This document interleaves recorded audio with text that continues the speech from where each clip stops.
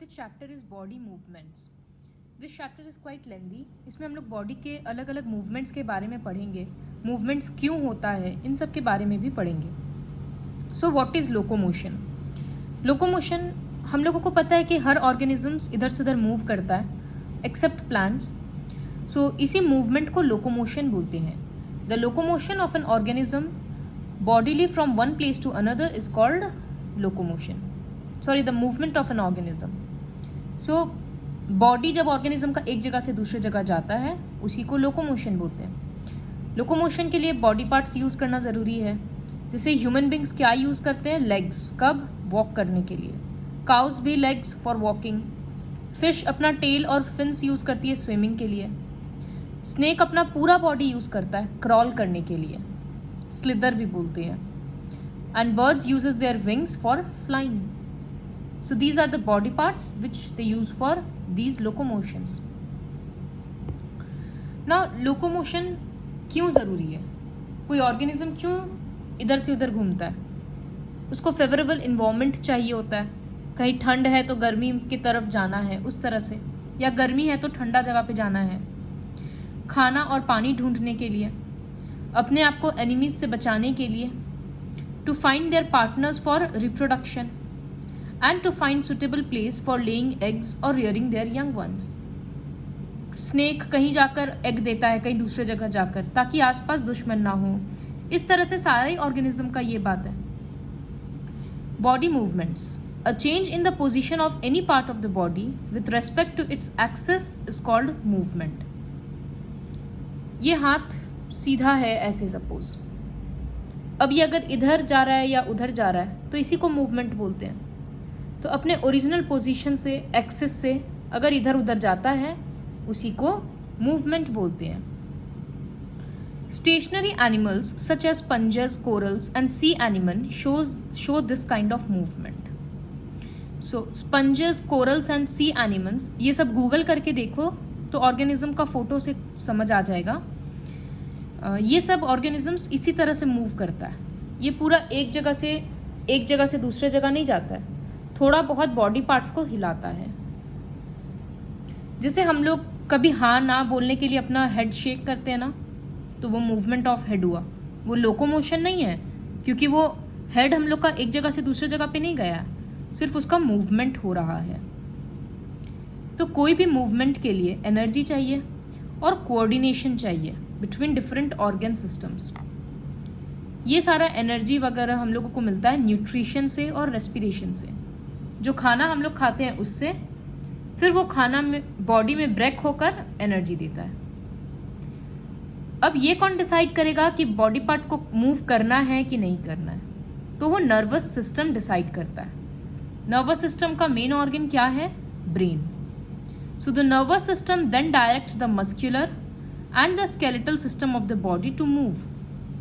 Suppose कोई insect यहाँ पर आकर बैठ गया, तो अब मेरा माइंड, सिंस हम उस चीज़ को देख चुके हैं, तो अब मेरा माइंड ये डिसाइड कर रहा है कि हम हटें कि इंसेक्ट को ऐसे करके हटाएं कि क्या करें. तो माइंड डिसीजन ले चुका. अब मेरा हाथ अगर आगे बढ़ना है तो मसल्स का तो मूवमेंट होगा ना, तो वो सब ब्रेन ही मैसेज देता है कि मसल्स को आगे करना है कि पीछे करना है. इस तरह से some very important movements in our body are movement of teeth and jaw during eating. खाते वक्त जो दांत का और जॉ का मूवमेंट होता है. बॉडी में ब्लड का सर्कुलेशन, हार्ट का मसल्स मूव होना, मूवमेंट ऑफ आई लीड्स. ये सब आईलिड्स मतलब जो आंख के ऊपर वाला स्किन है. तो ये सारा काफ़ी इंपॉर्टेंट मूवमेंट्स है बॉडी का. Human body and it's movement. हम लोगों का बॉडी काफ़ी फ्लेक्सिबल है. फ्लेक्सिबल क्यों है? जैसे हाथ, जैसे रिस्ट इस तरह से पूरा रोटेट हो रहा है 360 में. हम लोगों का आर्म उल्टे तरफ नहीं जा सकता लेकिन सीधा तरफ पूरा आता है. इसी तरह से लेग्स उल्टे तरफ जाता है, सीधा तरफ नहीं आ सकता. तो बहुत सारा मूवमेंट्स अलग अलग है which you can read from here. From the movements of certain parts of our body, you can see that कुछ पार्ट्स है जो हर डायरेक्शन में फ्रीली घूमता है. जैसे हम लोगों का रिस्ट हुआ, एंकल हुआ. कुछ है जो सिर्फ एक डायरेक्शन में जाता है. जैसे हैंड है सिर्फ ऊपर वाले पोर्शन में आ रहा है, और कुछ कुछ पार्ट है जो हिलता ही नहीं है। सो ऐसा क्यों है कि कुछ पार्ट आधा हिल रहा है, कुछ पार्ट हिल ही नहीं रहा और कुछ एकदम फ्रीली घूम रहा है?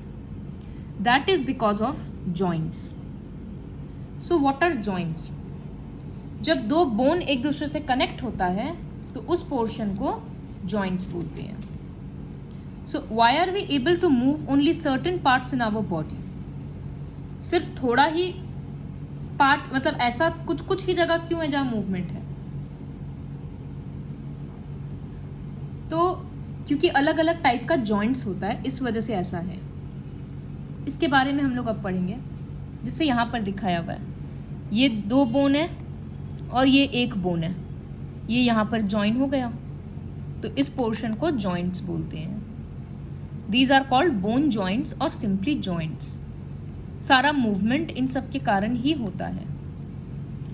तो 2 बोन के बीच में एक ये जेली जैसा सब्सटेंस होता है, एक बैंड के जैसा, इलास्टिक रबर बैंड के जैसा।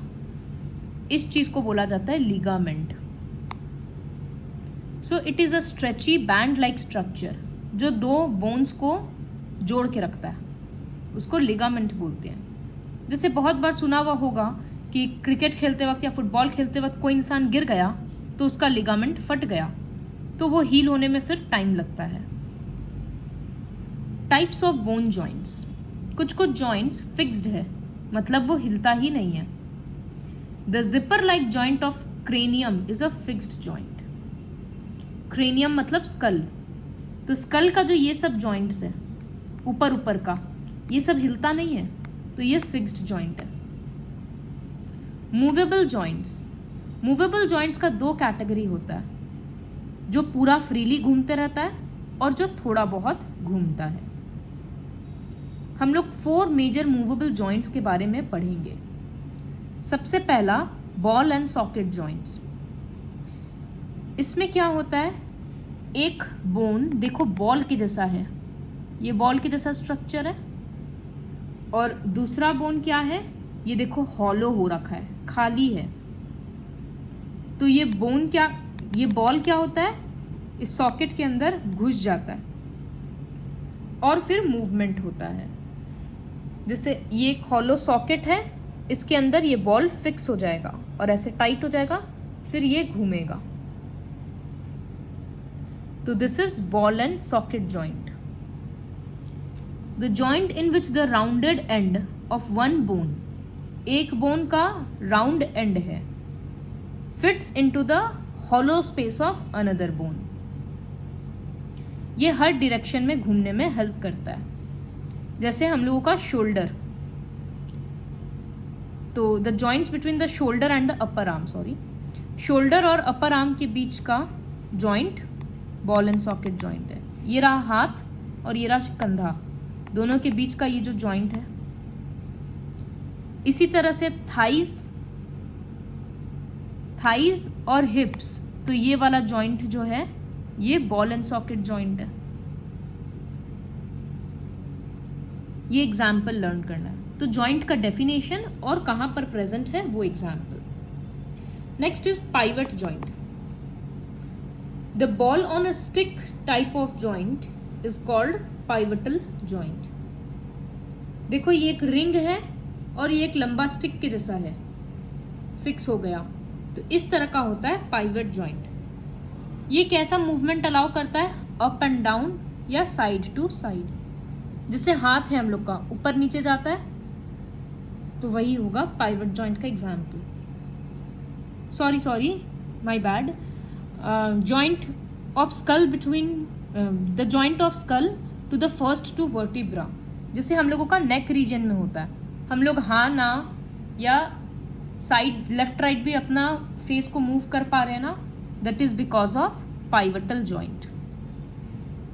तो ये ऊपर नीचे और लेफ्ट राइट करने में काम आता है। तो एग्जाम्पल और डेफिनेशन।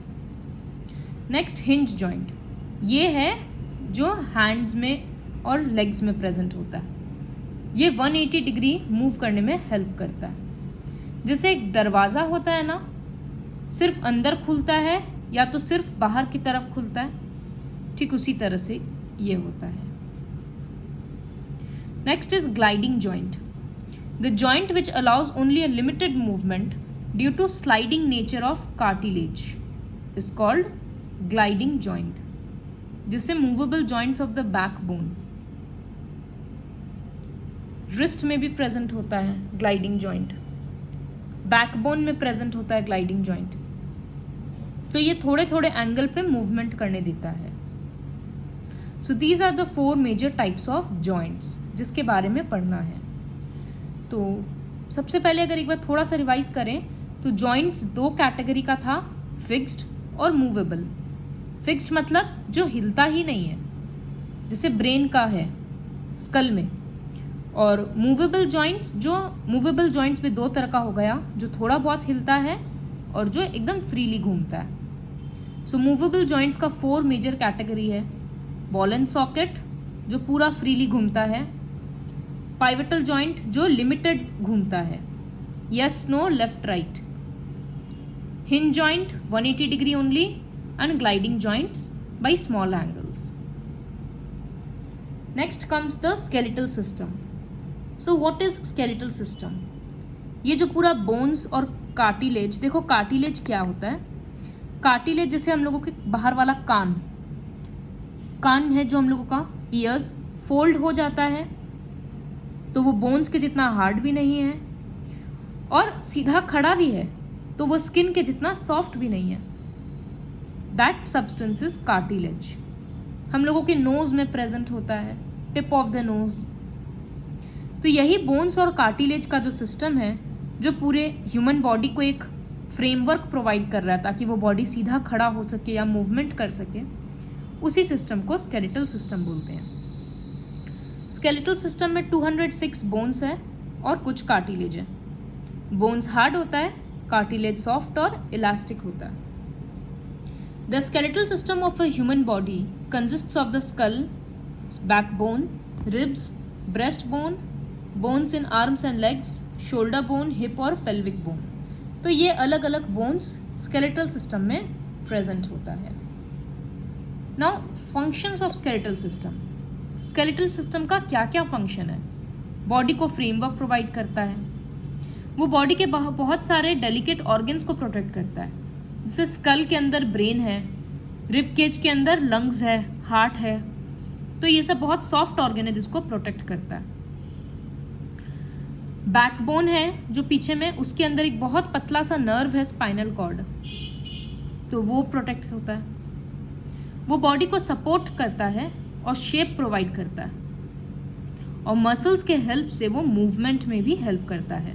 हम लोग अपना हाथ पैर मूव क्यों कर पा रहे हैं? क्योंकि बोन्स है, बोन्स में जॉइंट्स है, इस वजह से. So these are the various functions of skeletal system. Will continue the rest of the chapter in the next video.